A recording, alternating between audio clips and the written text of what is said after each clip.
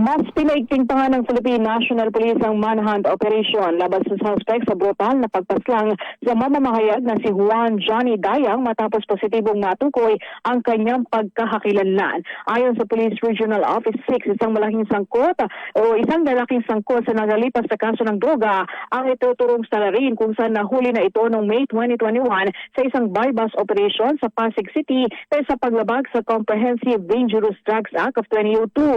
Kaso na dyan nag-alok ng 500,000 pesos na pabuya ang pamahalang panlalawigan ng Aklan at LGU ng Karibo sa sino makapagtuturo sa kinaroroonan ng suspect. Ayon kay PNP Chief Police General Romel Francisco Marbil, handa na magsampa ng kaso ang otoridad laban sa suspect na hanggang ngayon ay patuloy pa rin pinutugis.